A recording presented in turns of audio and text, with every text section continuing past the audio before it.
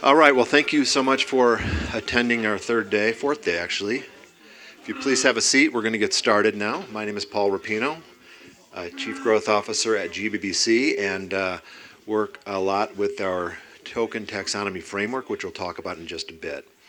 I want to introduce our panel. We're going to talk today about a reality check on CET and dMRV and look at the use cases that are actually impacting in the market and what our panelists are doing in the space.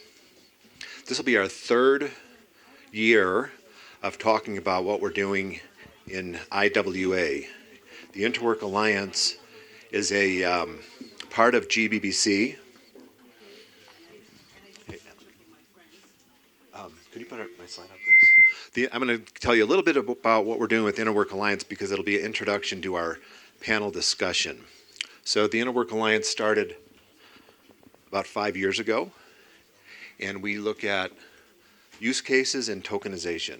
So what is a specific use case, and what is the framework for designing a token that can actually be standardized in the marketplace? And each of our panelists have been working in the carbon market space for several years and have engaged on projects with us, so we're really excited to have them join us.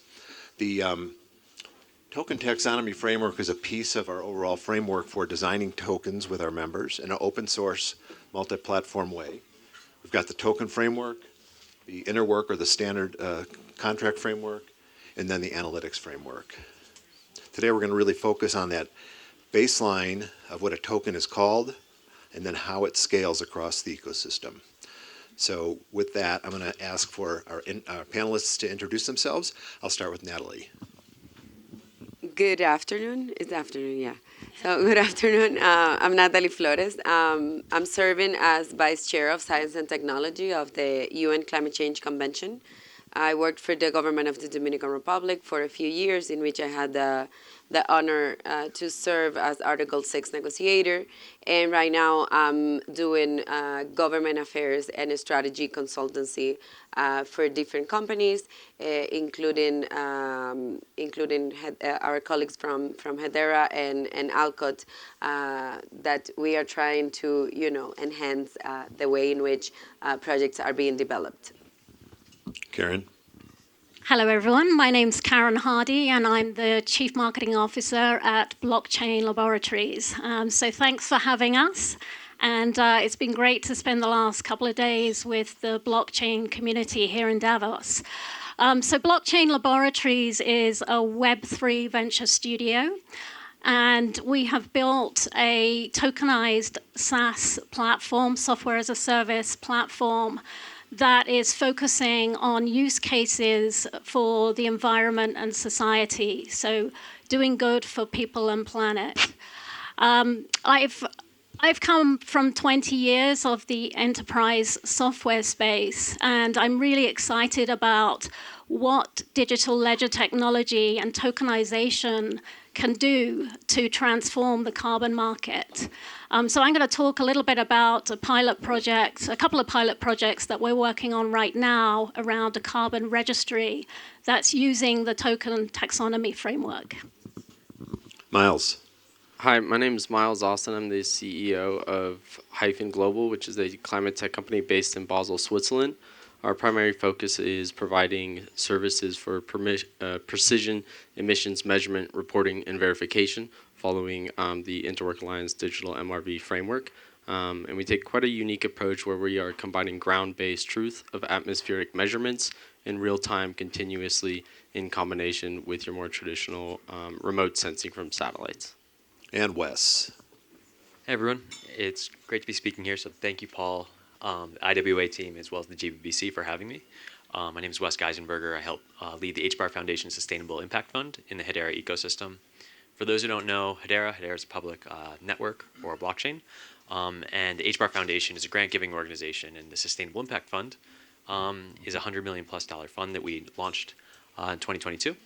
We mostly focus on grants and do a little bit beyond that now, where we are focusing on scaling both the infrastructure as well as applications and outcomes in carbon markets oftentimes, but with a broader goal of bringing the balance sheet of the planet to the public ledger across any of the SDGs.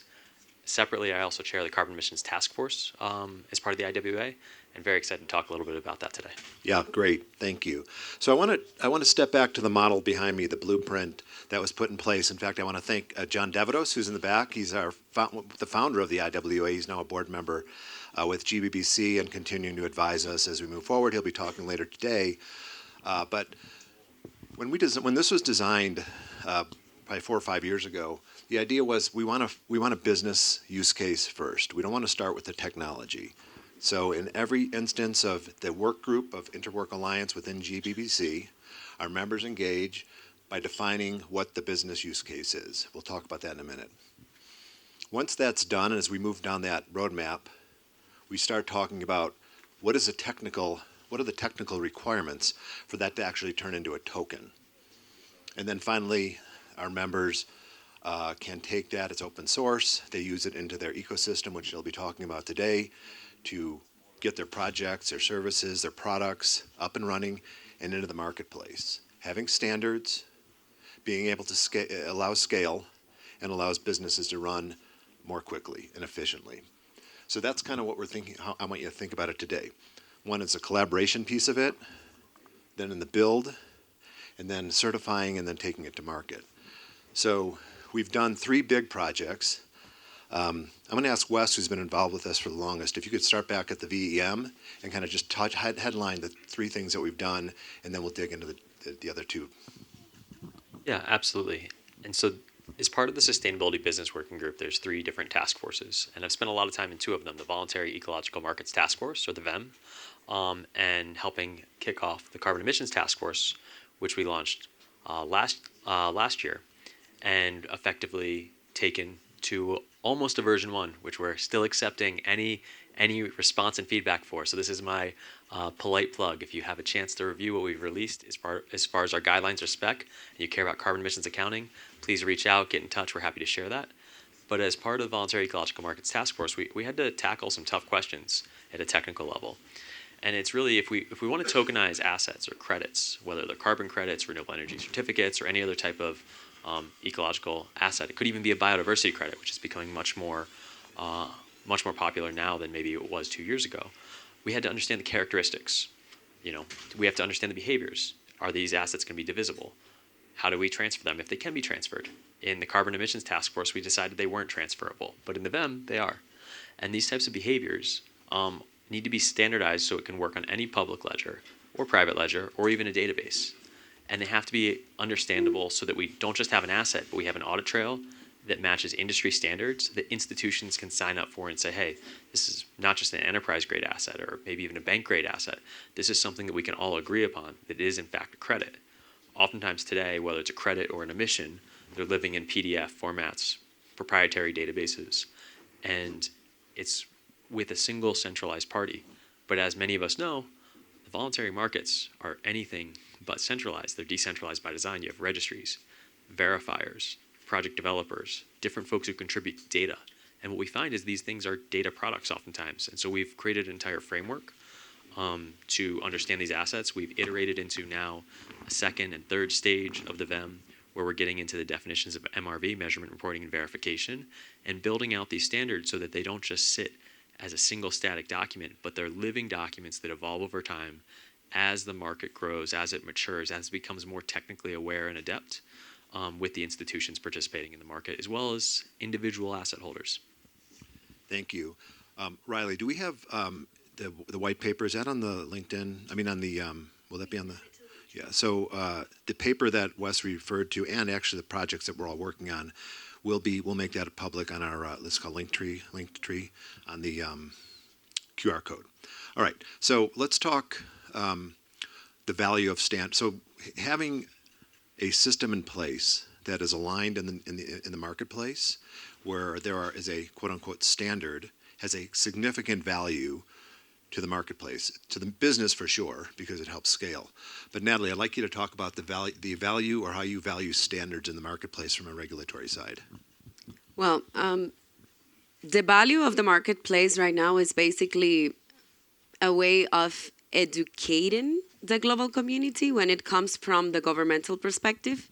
because at the UN climate change level, and I tried to raise a bit of awareness of how that ecosystem works, because people put so much pressure, or at least, I don't know if call it pressure or hope, but negotiations within the UN climate change framework, it's a club of governments. So you seat all governments together to take a decision that it's setting up a standard for the whole world.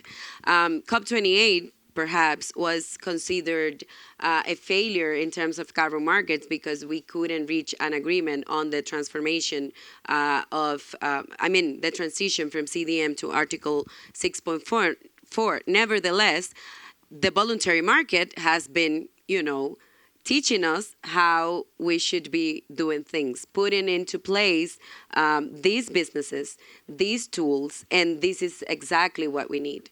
The complicated part of an international global regulation within the UN framework, if we want to place it over there, that is the aim of the countries, of the members of the UN climate change.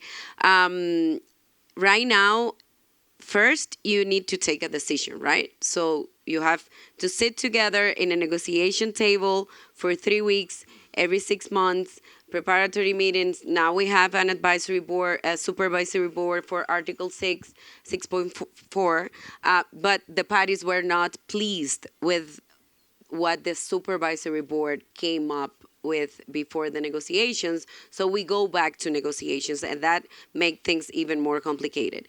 And after you actually reach an agreement, because it's a consensus framework, then the UN climate change has to translate that into actually tools, into an action.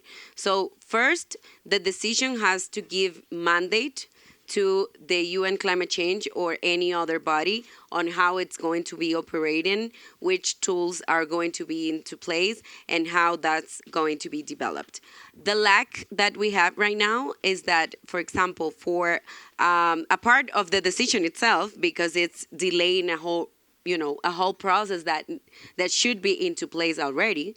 When you have countries like Switzerland, Sweden, Norway, Singapore, doing bilateral agreements with developing countries to actually develop a bilateral framework in which they can trade carbon. But then if you don't have the whole regulation, how are you going to do it?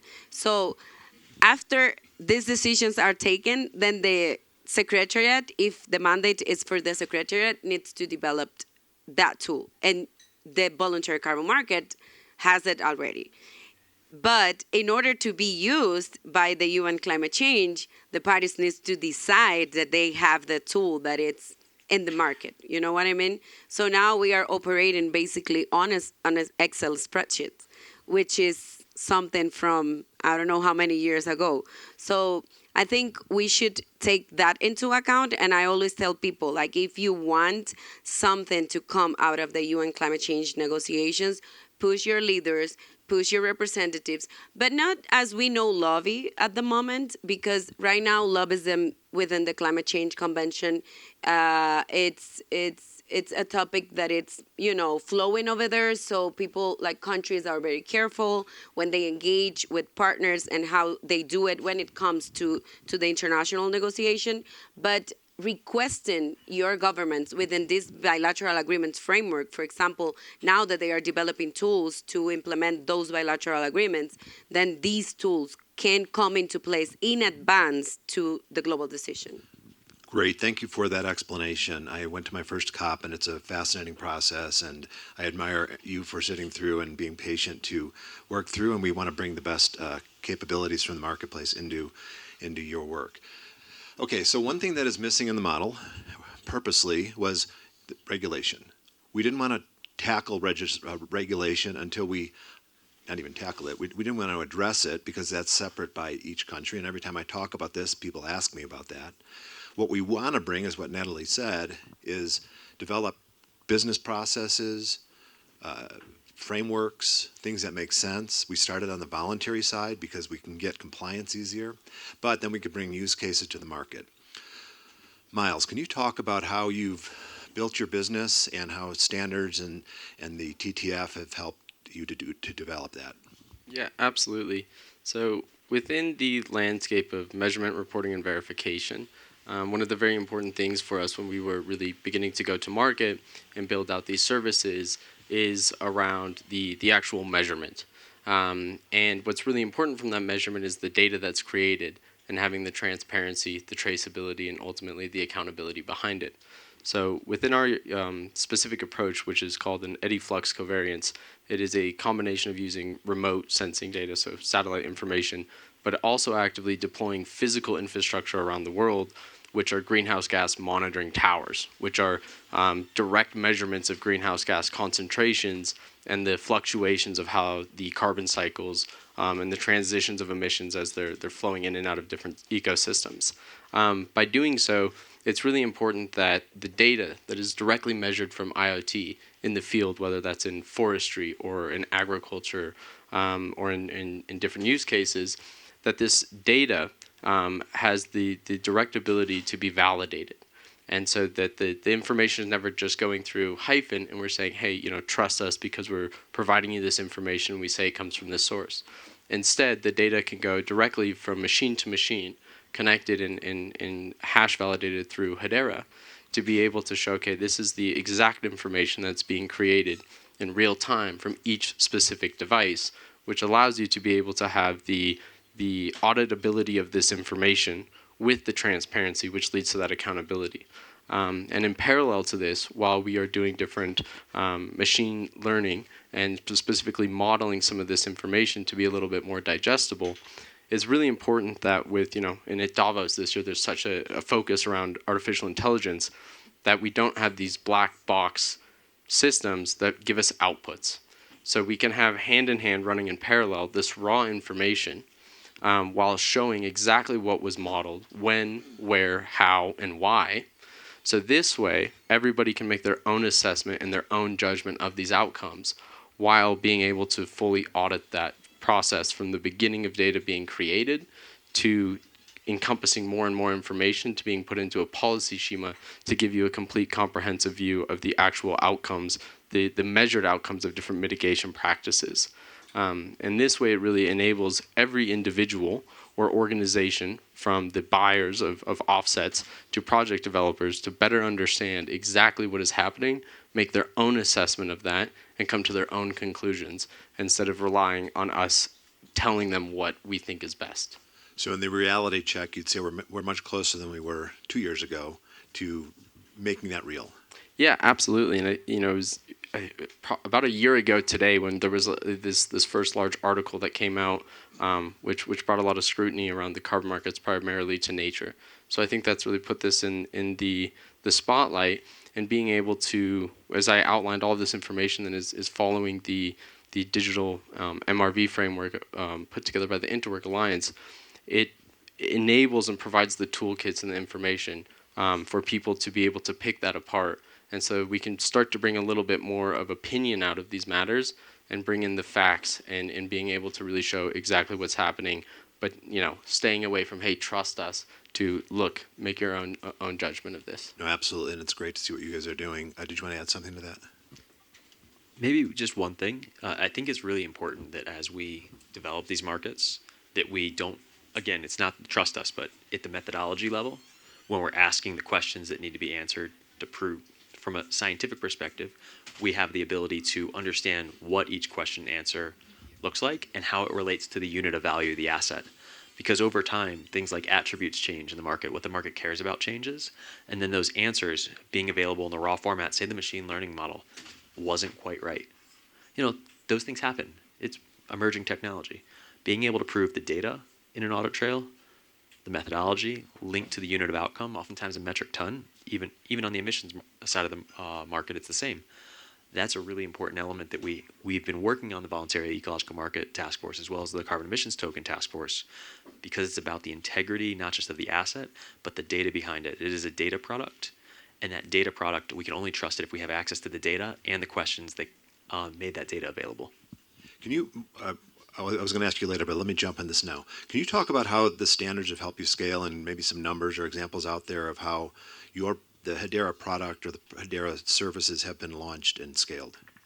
Yeah, absolutely. And so So with Hedera, we've taken an infrastructure-first approach. And what does that really mean? We've built tools that accelerate the access to the market. So, one of the big tools that we've been working on since the beginning of the VEM is a product called the Guardian. It's an open source code base, folks like Hyphen can take it and run it. Folks like Alcott who are in the room can take it and run it and use it to map out the methodologies. Now, there's hundreds of methodologies in the carbon markets, many created by the CDM. The first thing we need to do is digitize them in their current format and make them comparable in how we want to improve them. And so the Guardian, as a piece of infrastructure, can enable the faster acceleration of digitizing those methodologies, oftentimes in under 2 weeks. For something that for some folks has taken $500,000+ in years, there's been pretty well-known groups that have taken 3, 4, 5 years to digitize just one methodology, and we've cut it down to that 2-week or less time frame. Now, many applications use the Guardian, even some of the voluntary market registries. We've had new registries launch using the Guardian as the back end of their system because it technically defines the behaviors, the characteristics of the assets which they believe need to be tokenized, where we're linking the rules and the data to the asset that ultimately traded or registered and accounted for. And oftentimes companies are a little more comfortable with this concept because they have access to the information from the origination of the project. Now, when we invest in infrastructure, we also oftentimes invest on top of that for our grantees to be able to adopt and scale, get past some of the market barriers to entry. And oftentimes those applications have many customers, 10, 20, 30, 100 customers. And some of those applications have really scaled. So we have folks like Avery Dennison, Fortune 500 company, who's talked a bit about the Guardian publicly and what they're doing in carbon emissions tokens and enabling carbon reduction tokens, purchase of what we oftentimes call offsets through those marketplaces to put a price of carbon in their supply chain views. And what they've been able to do is run through billions and billions of supply chain assets with digital birth certificates, right? Identities on their products, oftentimes QR codes, NFC, RFID. They're the world's leader in what they call digital triggers. And of course, enabling carbon emissions accounting on top of that, enabling reduction of carbon in their value chain across multiple value chain providers is a really important thing as one of the digital label leaders across the world. On the flip side of the market, those carbon market project developers oftentimes need to show more and more the ability to see past the value chain of, hey, this is a credit, and the credit often is only visible to the PDFs that the verifiers submit to the registries. Those carbon market project developers, giving them a bit of agency to work with their value chains, allow communities to digitally represent their data in that, is another way we've scaled. That's great, thank you. Karen, I want to come back to you to step back for us and compare the difference between MRV and dMRV and why there's a significant opportunity there. Yeah, sure.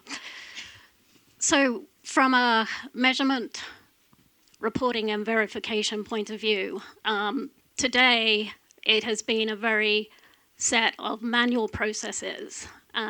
It's required a lot of paper-based reporting, and a lot of the data is ad hoc, which means there's delays and oftentimes errors. So in the industry today, you hear about the carbon market and it becomes skeptical because of poor quality projects. And that's because the technology is not immersed in MRV today.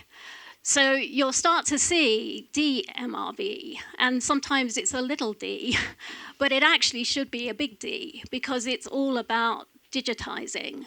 And if you look across different industries, there's been digital transformation. I came out of the telecoms industry, and years ago there was the analog phones. There were people on switchboards transferring calls, and digital MRV is all about taking something that has been very manual and changing it into digitization. And so that's everything from automation to intelligence to transparency. So automation around things like satellites and sensors that can be brought into the measurement. Things like the machine learning and analytics and AI that can then be brought in for analysts to get better information and insights. And transparency around blockchain, where you've got the ability to bring in the tokenization and bring in the support for supporting these fraudulent credits and avoiding those fraudulent credits as a result. Got it. So that's the digital measurement, reporting, and verification. You've heard about it more and more. We've got a white paper that the team has worked on. It's available to really dig into that whole ecosystem and what the gaps are, where the opportunities are, and what's actually available in the market today.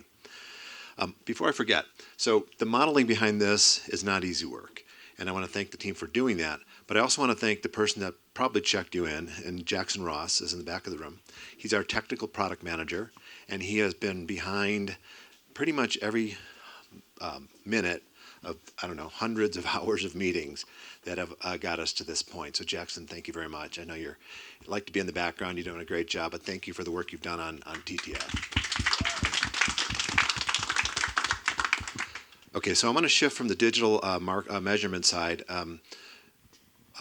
to Natalie and ask you, when you go into a conversation, how much does data integrity come into that conversation? Well, I was thinking when I was listening to everyone that every time somebody says something, I want to jump in. But we are here in this concept of rebuilding trust, right? I think we should have more conversation on carbon markets in an environment like this, because actually what the carbon market needs is the ensurement that we are having from tools like, the blockchain, the Hedera ecosystem, and the whole concept. I had the honor to serve for 3 years as climate change director for the government of the Dominican Republic, and I had in my duty, or I don't know how to call it, but my duty was to lead the department of GHG inventories. And that's a challenge in developing countries that are actually the countries that are supposed to sell the carbon for the offset and take care of the carbon as well. So it's challenging because these countries, first of all, don't have the capacity to actually implement monitoring, reporting, and evaluation as other countries, like developed countries, does. But then you have the convention and us as part of the convention, as countries, obligating ourselves to more and more internal regulations and decisions that come from the UN climate change. So first you have the national communications, that is the first report that any country has to do, and that's every 5 years. Then you have the BUR that are now called BTRs, so that's the update of the inventories of each country every 2 years. And now you have the enhanced transparency framework, that is what countries report to the Paris Agreement through the way in which they are achieving their NDCs. So if we would be able, not only as developed countries, but as the whole system, from the government perspective and all the other stakeholders, we will have the opportunity, to use digital tools like the ones we are reviewing over here, and the ones that we are trying to build trust on in this environment. Probably the way in which to achieve emissions reduction or carbon stock protection will be completely different. My country specifically lives from their natural resources, and most countries around the world, like in Africa, we rely on forestry and other issues, though forestry are at some point not part of 6.4 and the regulation of the UN climate change. But if you relate on Article 6.2 of the Paris Agreement, then you can add that on 6.2, which is the bilateral agreement. And if you see all these complications that country needs to go through, I say complication because if we were go back to the opportunity of developing digital tools, probably it wouldn't be a complication as such. Like, we have to hire consultants that spend 5 years implementing a national communication project with only $1 million to do that for a small developing country state. And it ended up being a PDF that you report to the convention, and then the convention put forward through reviewers, independent reviewers that I respect a lot, but at the end it's the same group of consultants doing the same thing and, switching from one position to the other to review your inventory when you can have other another approach when it comes to this. And before I, finish, I wanted to say that I mentioned the bilateral agreements before that countries are putting into place, but since we don't have global regulation for the market when it comes to the UN Climate Change Convention, and we can only implement 6.2 at this point, most countries like mine are trying to use the first 2 years of the bilateral agreements on developing capacity.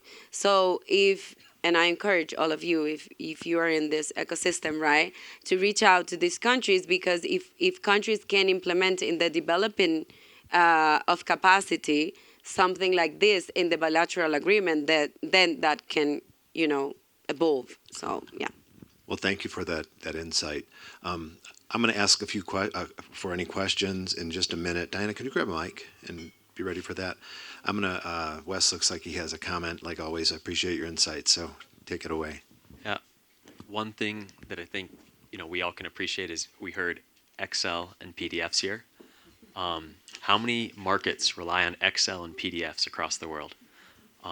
For folks who want to see that change, reach out. We want to find a way to get rid of the Excel sheet and PDFs that manage an entire market and system. We have a fantastic grant fund that would love to receive applications to remove Excels and PDFs from the market. And I must say, this is one instance. I talked about business use case. There are unlimited numbers that you can actually apply this to. We're looking at debt issuance. We're looking at supply chain now with FedEx. We're not looking at it. We're actually working on it. FedEx and UPS and Delta, to apply these same methodologies to standardize data so that the flow across tokenization really makes an impact. Does anybody have a question? Yes, Demetrius.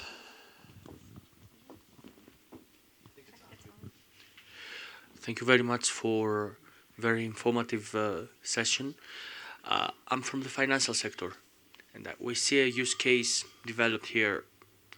How easy it is to see developing standards in the financial sector, given that we have a constellation of financial instruments out there and a constellation of regulations covering this. I see already fragmentation on the choice of blockchain protocols. Do you see similar fragmentation in the design of tokens, and how this affects your everyday job? So I'll take it from two perspectives. One is a task force chair. When we design a standard or a framework, it's got to be a specification level. If we're designing it at an implementation level, it does not work. I know that Karen and team work on a different layer one than we do. That's okay. That's a great thing. Diversity of thought's a great thing. Our specifications, our definitions like divisible, transferable, those are agnostic to any layer one. So that's maybe the first angle of it, and I'd love to hear maybe Miles, Karen talk about that from the standards perspective as well. From someone who gives out grants and enables funding, we're looking at very specific applications to answer specific regulations. So when we think about things like ESG reporting or specific reports like TCFD or TNFD for folks who are thinking about biodiversity and nature impacts, that would answer one regulation, and how we design reports to handle what does a carbon emissions token look like in TCFD and how is that used. That's something that we look to address a specific problem than trying to create an overarching implementation or specification for that specific area. But if we have a base carbon emissions token definition that we can understand what the language is of how it behaves, the characteristics, then we can better implement projects. Now, what we do in our grant fund is that's actually where we start. We start our due diligence on environmental questions and answers, then we go very quickly into technology, because technology is just mirroring the process that the world's going to work in. So when I say Excels and PDFs, no one operates their day-to-day on the Excel and PDF manual. They're working out in the field. The same thing should happen in the applications that we create.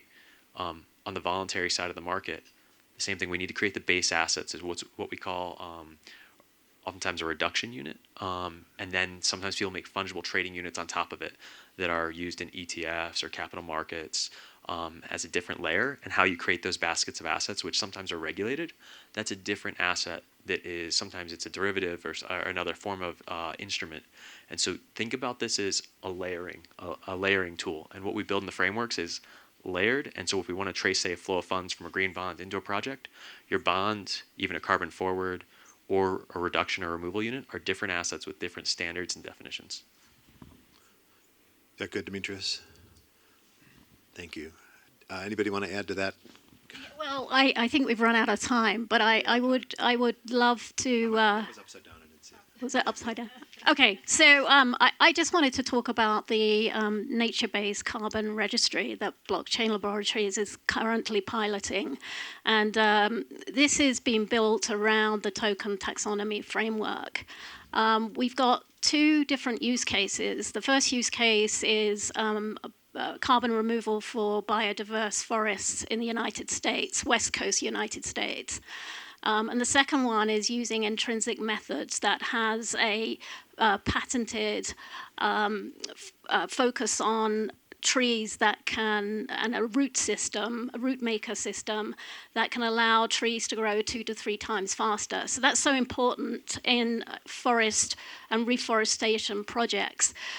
They're two completely different methodologies, but we've built this on the same platform using the TTF. And as a result of that, we're using the XRP ledger. We're able to support it into other blockchains as well.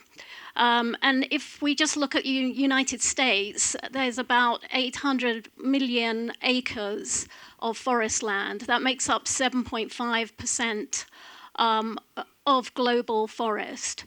And with that, there are small private landowners that have less than 25 acres on average, parcel size. And with this capability, we're opening it up for these smaller landowners to be able to get involved in the carbon market. Around this, with the token taxonomy framework, we're looking at bringing in the third-party approvals and reviews as part of minting the NFTs. Great, thank you for that Okay, update. I could tell you more, but we run out of time. I know that. So every time we present, we get a lot of questions. So that's why I have John in the back, Jackson, at least the three, but on the regulatory side, obviously Natalie can talk to you about that, and myself will be here the rest of the evening to talk about TTF or anything specific around that. So with that, I want to thank the panelists, and then put on my MC hat again because we have our. Are we doing a break or are we ready? What's that? Oh, okay, you ready to go? All right, thank you all. Thank you. Thank you.